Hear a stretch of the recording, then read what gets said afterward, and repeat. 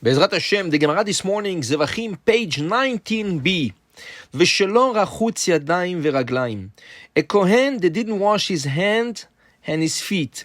As you know, when the Kohen comes into Beit HaMikdash, the first thing he finds on his left side is a big basin. In the basin there was a lot of water. It's called kiyor, and he would have to wash his hands and his feet, which means he would put his right hand on his right foot, wash it, and then he would put the left hand on the left foot and wash it. Why don't we wash our feet today? Because other religions took this custom and we don't want to resemble to them, so therefore we just wash our hands, which is the most important. But normally, before the prayer, we would wash our hands and our feet. The same thing, in the olden days, we would come into the synagogue without shoes.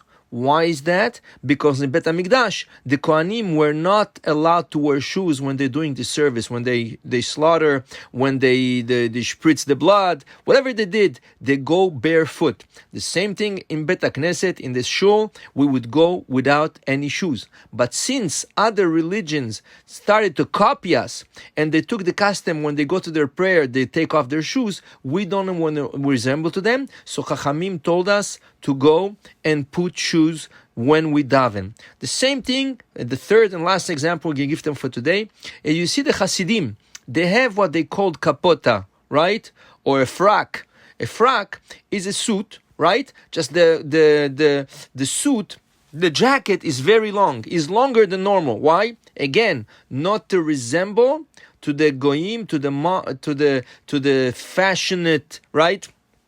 To the fashion of the goyim, so therefore they wanted to distinguish and make a longer coat, which is basically a suit, just a little bit a longer suit.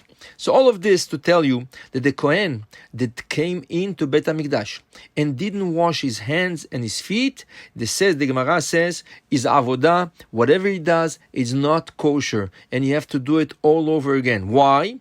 We compare the washing of the hand and the feet to the wearing of the clothes. As you know, a Kohen, there's two types of Kohen. Regular Kohen, Kohen Hediot, and Kohen Gadol, the big priest. The difference between the two, the big priest is for sure is the higher level, but he has to wear 8 clothes when he comes to the Beit HaMikdash. As opposed to the regular priests, Kohanim, when they come to Beit HaMikdash, they would have to wear 4 clothes. The 4 clothes are tunic, pants, a belt, and a hat. The Kohen Gadol would wear the same thing, but he would have a blue jacket on top of his tunic. He would have the choshen, the pectoral, on his chest. He would have the tzitz, right? He would have the tzitz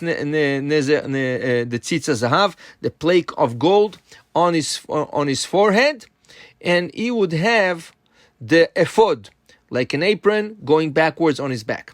So each one of them, mechusar bgadim, we know that if a Kohen comes into Beit HaMikdash and he's missing one of his clothes, for example, he didn't put his belt, right? Or he didn't put his pants, just the long tunic, his work, whatever he did over there, the service that he did over there, is not kosher. So the Gemara says we compare the washing of the hand and the feet to the fact of working without one of the clothes. To teach us, Rabotai, our prayer is like a service.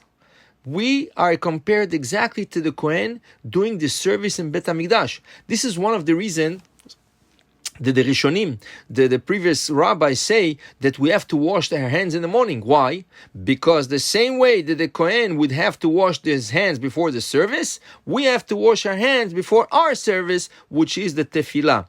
And the same way you see the Kohen has to be dressed the proper way, we are also supposed to be dressed the proper way, which means when you go to pray, you don't go with shorts, you don't go with flip-flops, right? Even a t-shirt is not advisable. You would go like you present yourself in front of a king, right? And that's why the decisionary said you should have beged miyuchad la tefillah. You should have special clothes for tefillah, or at least decent clothes to tefillah.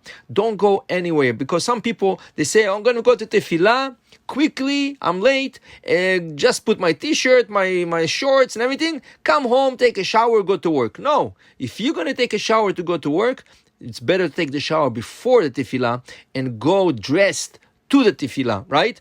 A painter, somebody paints houses, right? He should not go with his dirty clothes, right? Full of paint all over and go to tefillah. He should go dressed normally. After tefillah, he should change and go to work, which means this is part of the avodah. This is part of our service, and we should understand we are like the Kohanim doing the service. So the same thing, right? We should be dressed properly and we should do the right things just before going to the tefillah. Have a great day. Baruch Adonai le'olam. Amen ve'amen.